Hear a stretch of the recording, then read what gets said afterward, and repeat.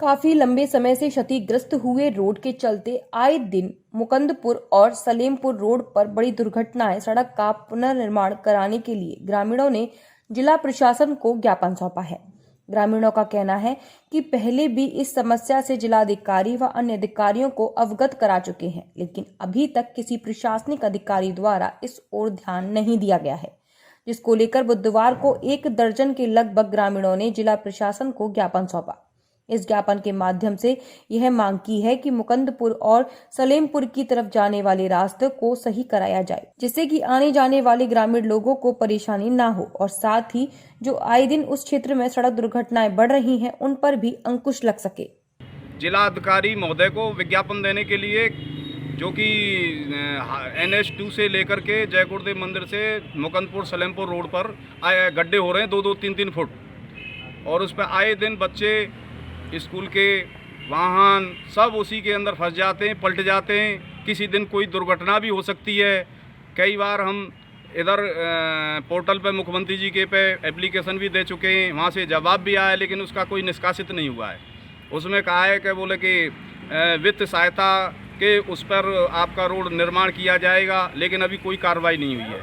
ना कोई नाला बना है, ना कोई रोड पे अभी कोई कार्य हुआ है। वृंदावन गोपीनाथ बाजार स्थित जानकी बल्लभ मंदिर में बुधवार को 45वां पाठोत्सव मनाया गया, जिसमें 3 दिवसीय कार्यक्रम आयोजित किए गए। साथ ही बुधवार को विद्युत संगोष्ठी का भी आयोजन हुआ, जिसमें नगर के विद्वानों द्वारा महाराज जी द्वारा किए गए मंदिर निर्माण में सेवक के रूप में किए जा रहे कार्य की प्रशंसा की और मंदिर को भव्य फूलों से सजाया गया।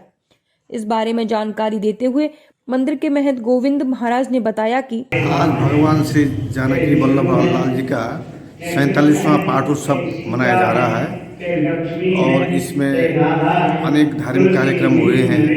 कल भी भगवान का वेंकटेश भगवान का तिरुमंजन हुआ है। उसके पश्चात फिर शाम के सत्र में भगवान का वेद पाठ से उनको अभिवादन किया गया। आज भगवान का अभिषेक प्रातः काल हुआ, उसके बाद भगवान का भोग राग का व्यवस्था हुआ और आज शाम वृंदावन के अधिक बड़े बड़े जो संत महापुरुष हैं उनके द्वारा भगवान के लिए मंगलानुशासन भी प्रस्तुत किया गया है और इसमें हमारे काफ़ी कोने कोने से आए हुए जो भक्त लोग हैं। केंद्र सरकार द्वारा खेलो इंडिया अभियान के तहत भारतीय खेलों को बढ़ावा देने के उद्देश्य से शहरी एवं ग्रामीण क्षेत्रों में युवा खिलाड़ियों के लिए खेल उपकरण, कोच एवं स्टेडियम की व्यवस्था कराने के प्रयास तेज कर दिए गए हैं। इसी के तहत सांसद हेमा मालिनी द्वारा विभिन्न खेल संगठनों से जुड़े पदाधिकारियों के साथ बैठक की गई। पानी गांव पुल संपर्क मार्ग स्थित पर्यटक सुविधा केंद्र में आयोजित हुई बैठक में सांसद द्वारा जिले में खेल एवं खिलाड़ियों के विकास के लिए प्रस्ताव मांगे गए। इस बारे में बताते हुए सांसद हेमा मालिनी ने कहा कि स्पोर्ट्स के कनेक्टेड जितने भी हमारे खिलाड़ी हैं, उसको संभालने वाले हैं, मैनेजमेंट करते हैं, उनसे बात हुई क्योंकि हम चाहते हैं कि मथुरा में बहुत ही टैलेंटेड खिलाड़ी लोग हैं, लेकिन इतना उभर कर बाहर आ नहीं पा रहे हैं क्योंकि फैसिलिटीज़ बहुत कम है। मैं पहले से आई हूँ, देख रही हूँ कि इनको बहुत अच्छी तरह से फैसिलिटी दिया जाए। हमारे सरकार जो है वो हमेशा चाहती है कि हम लोग MP लोग ये स्पोर्ट्स को बढ़ावा देने के लिए हमको हेल्प करना चाहिए। तो हम चाहते हैं कि यहाँ पर बहुत अच्छी व्यवस्थाएं हो, खास तौर पर लड़कियाँ, क्योंकि मथुरा जो है कुश्ती के लिए काफ़ी पॉपुलर है। दाऊ जी जो कृष्ण और बलराम जी तो काफ़ी खेल में माहिर थे, तो उनका नाम और भी रोशन करना चाहिए। काफ़ी खिलाड़ी हैं और स्पेशली गर्ल्स भी हैं और गर्ल्स अच्छे सुरक्षा के साथ एक हॉस्टल्स भी बना है, उसमें वो लोग रह सकते हैं, खेल सकते हैं। और भी बहुत सारे बच्चे मैंने देखा तीर अंदाज में भी बहुत एक्सपर्ट है। बहुत ही अच्छा लगा देखे, बच्चे भी हैं, लड़कियां भी हैं, लड़के भी लोग हैं। तो ऐसा बहुत सारे वैरायटीज़, कबड्डी है, फुटबॉल, ये तो कॉमन जगह, बट ये जो कबड्डी है, कुश्ती, ये सब वेरी डिफरेंट एंड इसको बढ़ावा देना चाहिए, आगे लेकर आना चाहिए। इसके लिए मैं मेहनत कर रही हूँ। पुरानी रंजिश के चलते शराब के नशे में साथियों ने ही अपने साथी की हत्या कर दी। दरअसल पूरा मामला जनपद सहारनपुर के थाना ननौता के ग्राम टिकरोल का है, जहां 2 दिन पूर्व रजवाहे में 42 वर्षीय युवक अक्षय का शव गांव के ही तालाब में पड़ा मिला था। गांव में अक्षय का शव मिलने से सनसनी फैल गई। वहीं परिजनों ने थाने में गांव के ही युवकों पर हत्या का आरोप लगाया था। वहीं पुलिस शराब के नशे में मृत्यु होना मान रही थी, पर परिजनों के आधार पर गांव के 3 युवकों पर हत्या का आरोप लगाया गया था। जब मामला उच्च अधिकारियों तक पहुंचाया तो अधिकारियों ने मामले की गंभीरता को देखते हुए थाना ननौता पुलिस द्वारा टीम बनाकर मामले की जांच की, तो पुलिस ने पुख्ता सबूत के साथ दूध का दूध पानी का पानी कर दिया। थाना ननौता क्षेत्र में ग्राम पड़ता है टिकरौल। टिकरौल में ये परसों की घटना है। एक व्यक्ति जिसकी की डेड बॉडी की हम लोगों को सूचना मिली थी परसों, उस पर हम लोग तुरंत ही इसमें जो है अपनी छानबीन चालू करी थी और पोस्टमार्टम वगैरह कराया गया उसका बॉडी का। और आगे इसमें इंस्पेक्टर एसओ ननौता शोभित नागर जो है उनकी दिशा निर्देशन में टीम बनाकर इसके अनावरण के लिए इस टीम ने अपने प्रयास शुरू किए, जिसमें कि आज सुबह हम लोगों ने इसमें सफलता हासिल की और इसमें हमने 2 लोगों को गिरफ्तार किया है। एक उसी गांव के हैं दोनों, एक का नाम जो है सोनू और ये एक इंद्रवीर। इसमें ये निकल के आया है कि इंद्रवीर के घर पर ही इन लोगों ने शराब पी थी और शराब के बाद ही किसी बात को लेकर इनके बीच में जो है झगड़ा हो गया, जो कुछ इनकी पुरानी रंजिश चली आ रही थी और उसी रंजिश के कारणवश ये इंद्रवीर, सोनू जो 2 ये लोग पकड़े गए और एक और आदमी था जो अभी वांछित चल रहा है इसमें, महक सिंह, वो इन तीनों ने मिलकर उसकी हत्या कर दी और हत्या के बाद उसको वहीं पास में बॉडी को पानी में तालाब, छोटा तालाब है, उसमें फेंक दिया था। सहारनपुर नगर निगम द्वारा निर्मित मां शाकुंभरी काना उपवन गौशाला में गीता मनीषी परम पूज्य स्वामी ज्ञानानंद महाराज द्वारा यज्ञशाला का उद्घाटन किया गया और इस वैश्विक महामारी कोरोना शांति हेतु एक यज्ञ का अनुष्ठान किया, जिसमें सहारनपुर के संजीव वालिया, सहारनपुर नगर आयुक्त ज्ञानेंद्र सिंह, पूर्व सांसद राघव लखनपाल शर्मा, पूर्व विधायक राजीव गुम्बर, सांसद कांता करदम आदि गणमान्य लोग उपस्थित रहे, जिसमें गीता मनीषी परम पूज्य स्वामी ज्ञानानंद महाराज ने कहा कि गीता और गौ सेवा से ही विश्व कल्याण संभव है। उन्होंने लोगों से गीता और गौ सेवा को अपने संस्कार में शामिल करने का आह्वान किया। उन्होंने कहा कि गाय के गोबर की समिधा और गाय के घी के साथ यज्ञ करने से वातावरण शुद्ध और पवित्र हो जाता है।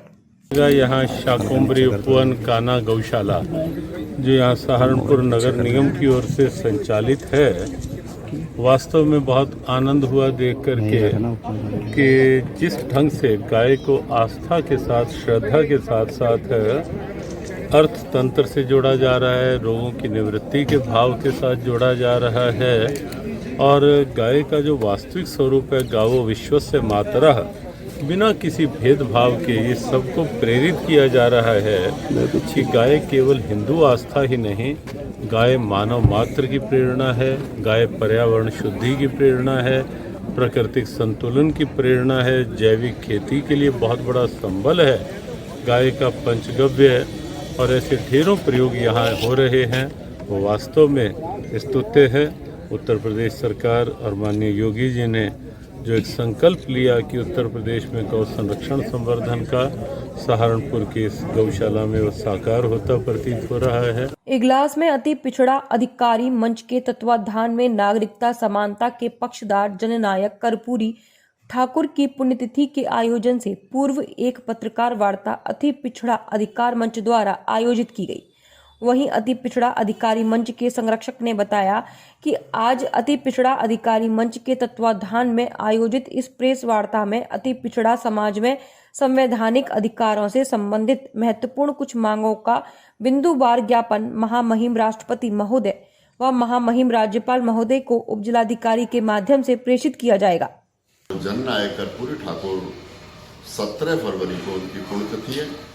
पुण्यतिथि के अवसर पर इगलास में श्री राम जो गेस्ट हाउस है वहाँ अति पिछड़ा अधिकार दिवस के रूप में मनाया जाएगा। यहाँ जनपद अलीगढ़ के सभी तहसीलों से, अन्य जगहों से गणमान्य लोग इस कार्यक्रम में भाग लेंगे।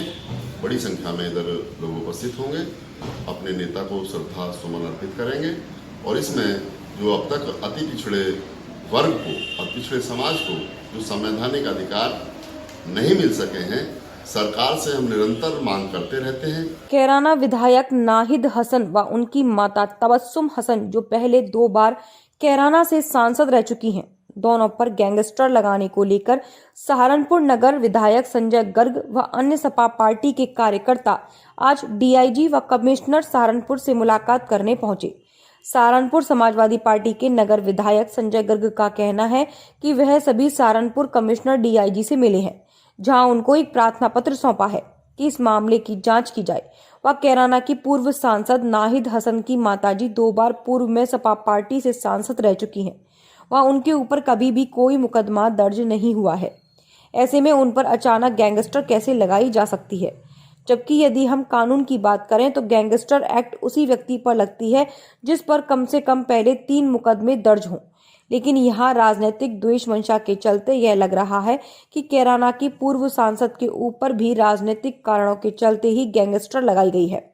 जबकि अगर बात करें ओवीसी की तो वह सदन में किसी प्रकार का कोई बिल फाड़ देते हैं, वह कुछ भी अनाप शनाप बोलते हैं, लेकिन उनके खिलाफ भाजपा सरकार की ओर से कोई भी मुकदमा दर्ज नहीं होता है। समाजवादी पार्टी का एक वरिष्ठ साथियों का डेलीगेशन हम लोग लेकर डीआईजी महोदय और कमिश्नर साहब से मिले थे इस आशय के साथ कि हमारे लोकप्रिय विधायक जो कैराना से 2 बार के विधायक हैं नाहिद हसन और उनकी वालदा जो 2 बार सांसद रहीं, उन्हें जिस तरह राजनीतिक रंजिश में गैंगस्टर एक्ट के अंदर लगाने का काम उनके साथियों के साथ किया है, उसे तुरंत वापस लिया जाना चाहिए, क्योंकि जो लोकसभा की सांसद हैं उनके ऊपर कोई मुकदमा नहीं है और बिना मुकदमे के गैंगस्टर में तो पहली शर्त है कि कम से कम 3 मुकदमे होने चाहिए। ये इस बात का द्योतक है कि ये सारा काम राजनीतिक रंजिश में हुआ है और राजनीतिक रंजिश में इस तरह से लोकतंत्र का गला दबाना, विपक्ष की आवाज़ को बंद करना, उसकी जितनी भी निंदा की जाए उतनी कम है। बुधवार को कोसी कला के अनाज मंडी में किसान आंदोलन के प्रति राष्ट्रीय लोकदल के नेता और राष्ट्रीय उपाध्यक्ष जयंत चौधरी ने किसानों की मेहरौली में हिस्सा लिया, जहां पर उन्होंने चौधरी चरण सिंह की प्रतिमा पर सर्वप्रथम माल्यार्पण किया। उसके बाद पत्रकारों से बातचीत के दौरान बताया कि किसानों की कोई जाति और धर्म नहीं होता, किसान इस देश को बनाने वाली कौम है। साथ ही उन्होंने सरकार पर निशाना साधते हुए कहा कि यह किसानों के साथ बहुत ही ज्यादा बुरा बर्ताव किया जा रहा है, जिसको प्रधानमंत्री मोदी खुद उन काले कानूनों को लागू करवाना चाहते हैं। वहीं पत्रकारों के सवालों का जवाब देते हुए जयंत चौधरी ने बताया कि कोई भी किसान ना तो उद्योगपति है और ना ही कोई आतंकवादी। यह सरकार मनदीप पुनिया और टूलकिट मामले में गिरफ्तार हुई है। पंचायत सभी किसानों की है। किसान की कोई जाति कोई धर्म नहीं होती। किसान इस देश को बनाने वाली कौम है, देश की रक्षक है, देशभक्त। आज उसी किसान के सामने सबसे बड़ा संकट खड़ा कर दिया सरकार। ये जो कानून सरकार रोकना चाहती है, किसान की सहकारिता जनता समाज में, हरियाणा में, यूपी में, राजस्थान में, पंजाब में बहुत बड़े आंदोलन हो रहे हैं, बहुत बड़ी पंचायत हो रही है। किसान अपने आप अपने साधनों से जुट रहे हैं। यहाँ भी आप देख सकते हैं आज इसी मंडी में, इस मंडी परिसर में जिसे उजाड़ना चाहती है सरकार, यहाँ किसान हमारी मांग है किसानों की भावना को समझे, जिद छोड़े, किसान की बात